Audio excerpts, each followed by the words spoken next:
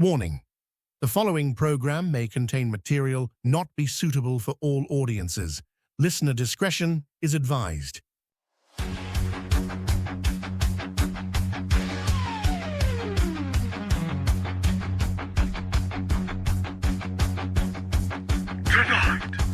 Find a depth unknown, our voice begins to rise, breaking through the noise with fire in its eyes. The spirit of adventure burning ever bright.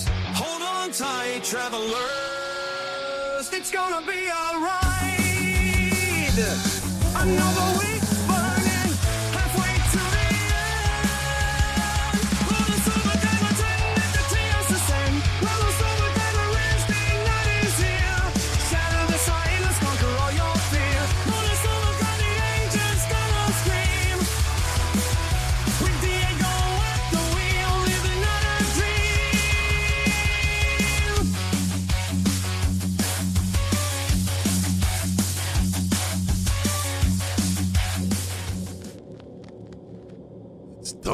It's time to find out with Diego. Let's go. Ooh, yeah. On this episode of Bonus Overdrive Wednesday, our guest is an award-winning author and illustrator whose imagination knows no bounds. Whether he's behind the pen, the microphone, or the camera, his storytelling thrives on a single compelling hook, taking ordinary characters and plunging them headfirst into extraordinary situations. Today, he's coming back full circle. He returns to the series that started it all, celebrating the launch of the all-new, fully re-illustrated anniversary editions of the beloved Chicken Boy series. All this plus more. Please welcome our good friend and award-winning author, Michael Thompson. Michael, my friend, welcome to Bonus Overdrive Wednesday. Thank you. I'm so happy to be here. Thank you so much for having me. You are the king of intros. Me and all of my buddies, whenever we come on your show, we always feel like rock stars. You are the best at that. Thank you so much. Thanks, man. And you guys are rock stars to me, man. I'm a big fan of all of you. And it's funny because you and I think we became friends. It was about 3 or 4 years ago. Mm-hmm. And you have a very interesting table setup. It's very fully professional. Like when I walk into a room, I can't help but already feel like I'm already in your stories. You see what I'm saying? Because everything's laid out perfectly. And I think we started talking. This is back when Winslow Hoffersleeves first came out, the first book. That's right. And I met you in a Bigfoot convention. And I never know how to say this town's name, so I'm always wrong. Is it Wayers or Wires Cave? I don't know. I think it's Wayers because I want to recall that I was calling it Wires, and then when I got there, everyone else was saying Wayers. So I believe that it is Wayers Cave. But yeah, that was the Virginia Bigfoot Conference is where we first met. Yeah, and we took a few pictures and they said, "Hey, man, come on the show." And just I'll do the show because you were covering some topics of cryptids. And I think there was another event also there where a guest, didn't show up or canceled at the last minute, and you went up there like within 5 minutes. You had a full presentation. Oh yeah, that's right. The second time I did his conference, yeah, they had a cancellation, and they had an open slot, and they were missing one of their presenters, and so I just sort of moved in and filled that role. And I had just created that show. Actually, that was a show that I made for the Library of Congress for their paranormal forum, and it was called Sea Monsters and Storytelling. And so I had that on a stick, and I was able to sort of like jump in. And that was the first time you just said, right? Yeah. Wow, man, I couldn't tell. I thought you've been doing that for a long time as far as that part of your presentation. And for the listeners of Bonus Overdrive Wednesday who have yet to meet you and definitely will, but when I talked about your table and the way you have things set up and your merchandise. So I have right here 4 collectible bookmarks, and I'm going to bring it here towards the camera. Yes. So, oh, yeah. And they're all every single one autographed and ready to go. I don't use them because I don't want to mess them up. So I have them in a nice drawer away from the sunlight. I appreciate that. Yeah, you always every time I got one of the new collectibles, one of the numbered limited edition ones, you're always the first in line for those. Well, which brings me to this. Well, are you gonna have one for Chicken Boy? Ooh, Well, what I have is I actually have one here. It is special edition, so they're not limited in number, but it's special because it's in honor of the anniversary editions. And this is really cool. This is a poster with all the characters on it. And this is the Welcome to Oakwood poster. This is Oakwood is the town where all of the stories take place. It's a small town where nothing's ever quite normal. And so we have Chicken Boy and all of his villains and all of his friends. So they're kind of like posing for this group photo while the city's getting ransacked by monsters in the background. I love it. I love how this turned out. We printed it locally, actually, at the same place that makes my my bookmarks there, Piedmont Press and Graphics. So they did an amazing job printing it. Really nice, high quality stuff. I'll have those on my table.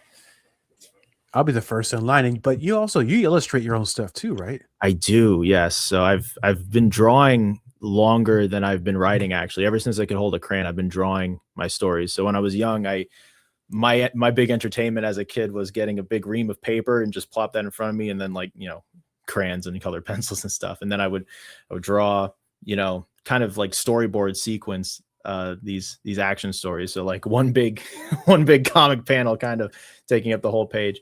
And then when I got to 4th grade is where I created Chicken Boy. My 4th grade teacher, he was the huge inspiration for me. He's kind of the reason I became an author. He was the first teacher not punished me for drawing in class, because I was always like flipping over my worksheets and drawing these epic battle sequences between superheroes and monsters. And so I was always getting in trouble for that. But when I got to 4th grade, I folded my hands. I said, I'm not going to draw.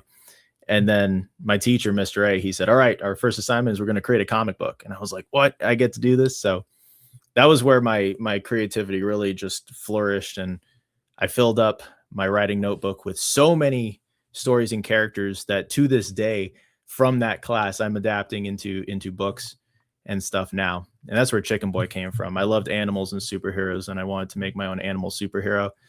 And so I created Chicken Boy, who got his powers from eating radioactive bird seed, and he became the greatest superhero to ever be hatched. Wild bird seed. That's right. Radioactive. Yeah. No, that's awesome, because you kind of answered it, because I was going to say, back when I was growing up, we had different kinds of kids. Some of them were a little more degenerate. They would draw on the desk themselves. Some of them would do it all on a pad, but we'd all get in trouble. But you kind of just answered that. You didn't really get in trouble because they knew you. That's what you did. And it gave birth to something that so many years later has come back. Mm-hmm. So the question is, why now? Why did Chicken Boy come back to life? Great question. So Chicken Boy has been around now for almost 20 years. And that's what we're celebrating, is the 20-year anniversary of Chicken Boy. He's kind of like the mascot for my entire author journey. He's what started everything. And it's very special to me. When I first released the books, they were big magazine-sized books. And like I was talking about with the printer paper, when I was a kid, that's how I would do it.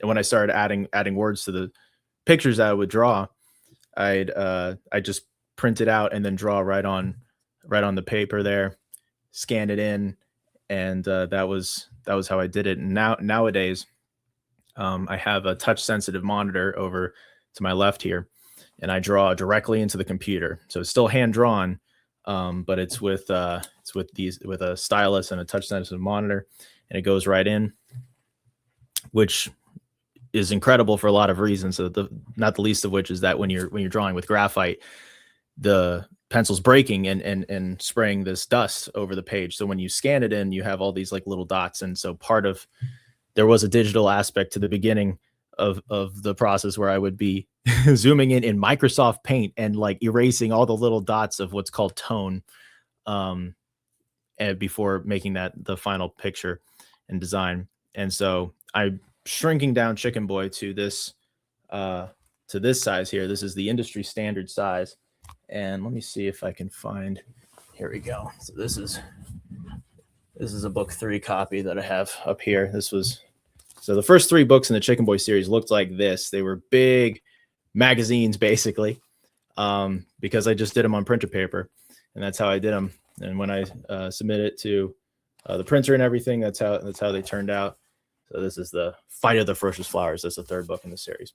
And now I have an industry standard size, but when you shrink them down, you have to re-illustrate everything. One, I get to re-illustrate everything because I'm better now, and I've been doing it for 20 years. And so it's a cool opportunity to bring Chicken Boy up to the quality of all my current creations. But also it was necessary because when you shrink the page, everything has to change. And new pictures have to be created. And I'll show you one of my, since we have the video, I can show you some of my favorite pictures in the books. We have this one moment in the first book where the class pet Iggy gets transformed into a big monster.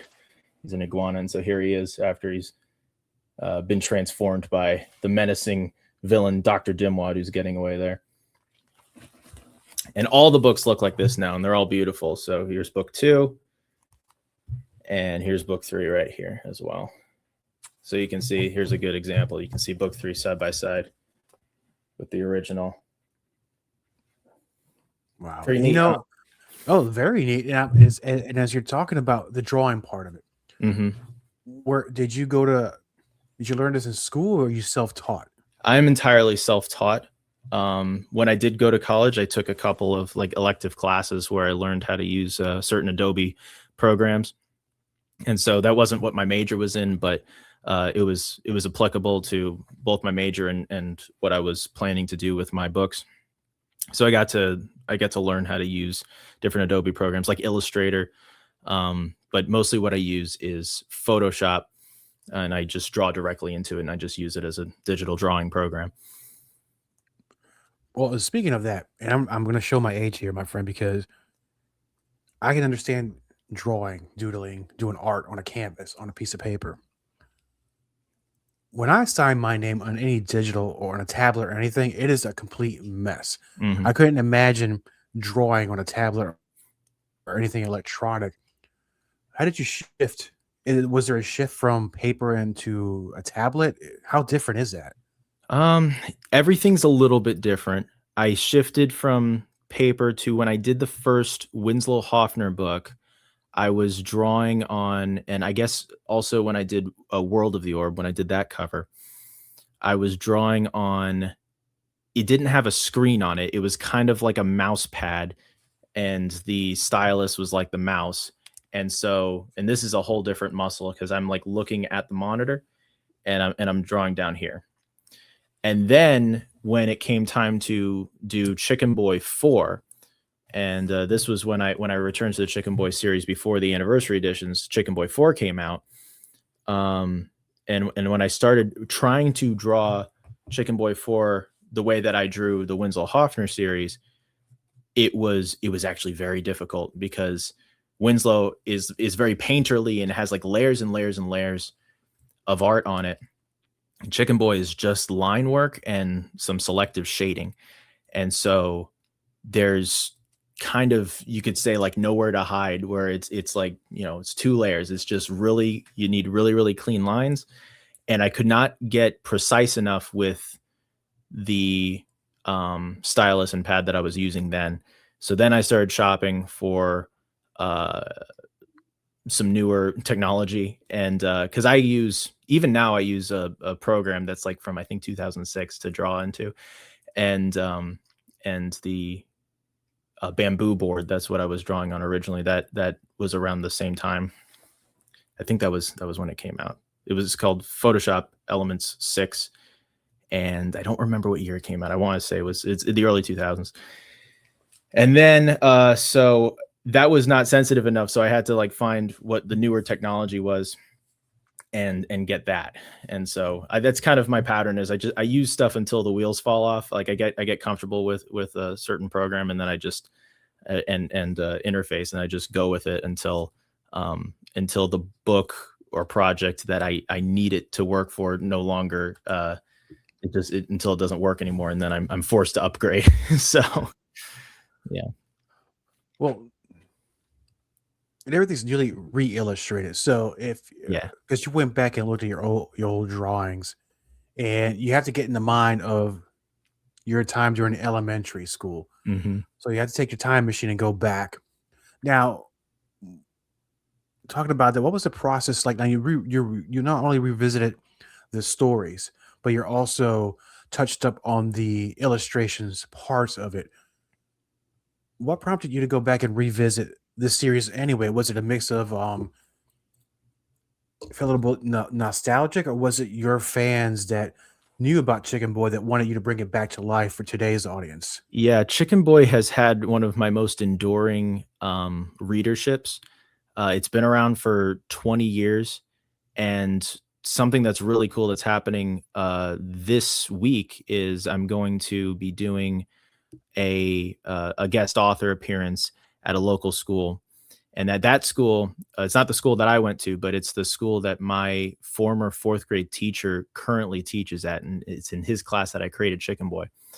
A friend of mine from high school, her daughter is in his class and is a Chicken Boy fan, and so there's this multi-generational love for the character that is like very moving to me. And so it's really really cool, and I think it was and it just felt right. So when I did release it, I was having a lot of people when they came up to my table, very excited, recognizing the characters and having the whole set, buying the set all over again, or buying it for younger members of their family, or in this case, their children. It's really really cool.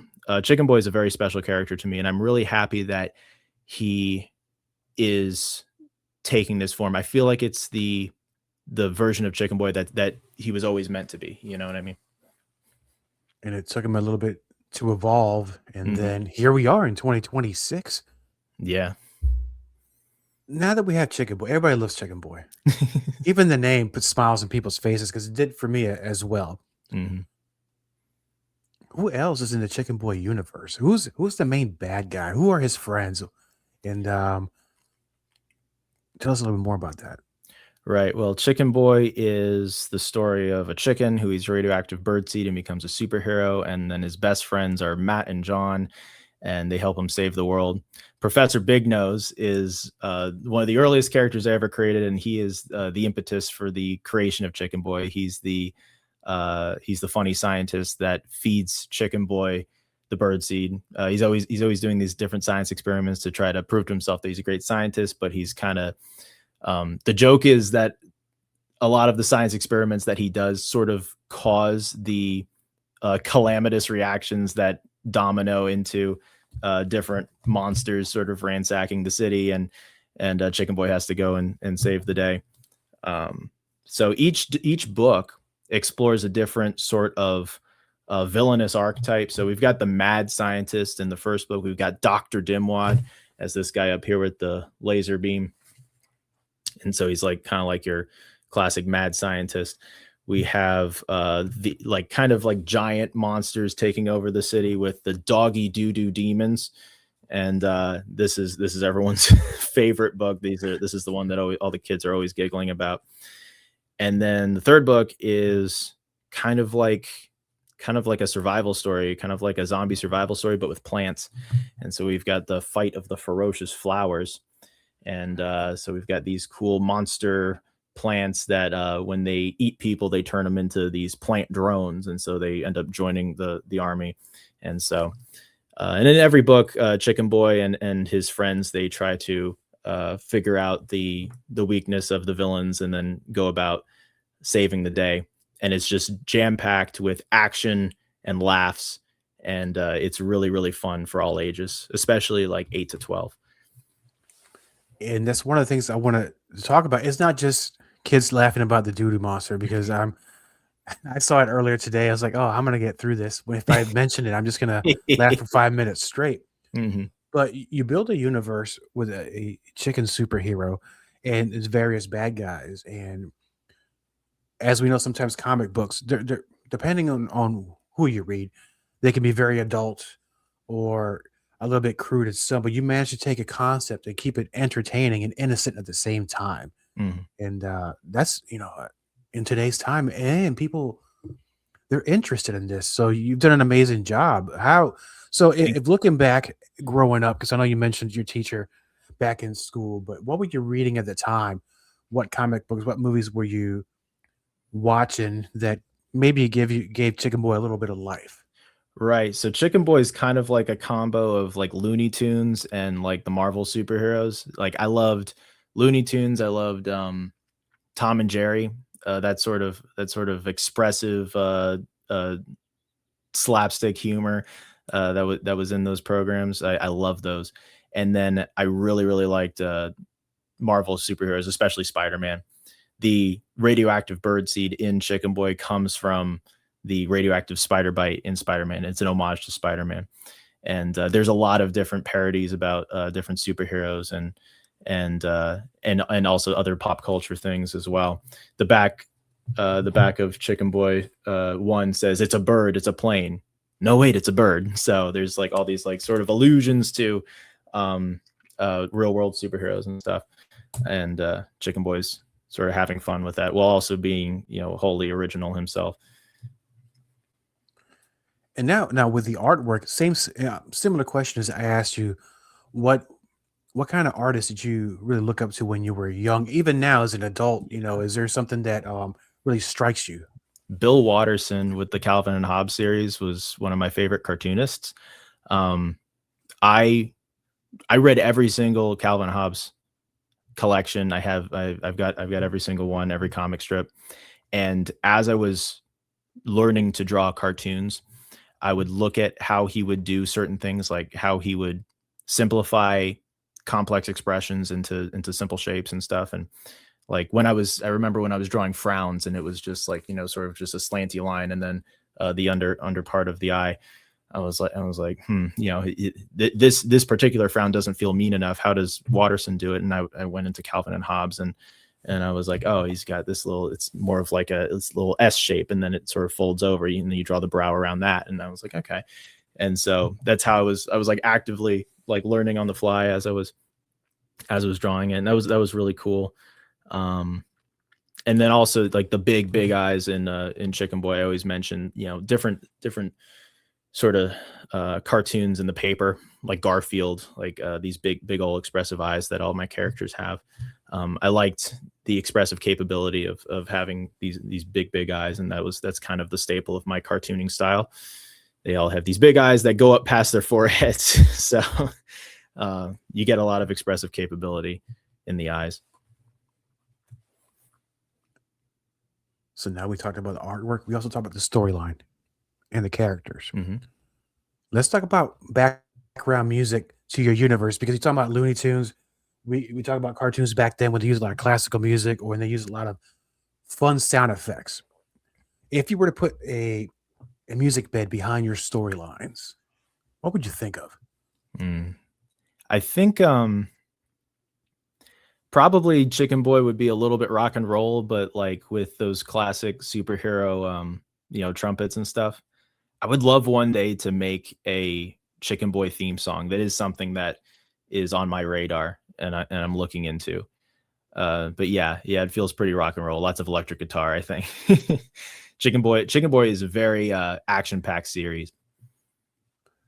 I can tell from the covers, because it kind of, you put the tall buildings and you put the monsters in there. It gives me kind of like the old Power Rangers or Godzilla, where they're just tearing up the town. Yep. And I'm definitely going to pick up all 3 copies of that. And I know you, because you're always up to something. Whether you're doing the voice to your own characters, you're drawing, film, writing, of course. And I always hate to ask this, because somebody just dropped a book and I'm asking them, so what are you going to do next? Well, does it have to be a next? That ink is not even dry, but I'm going to ask you, what do you got going on next? Excellent question. I've got a lot going on next. The first order of business writing wise is the 3rd book in the Winslow Hoffner series. So I think reliably that's what you can expect to be published next. Hopefully this year, it'll be the 3rd book in the Winslow Hoffner series.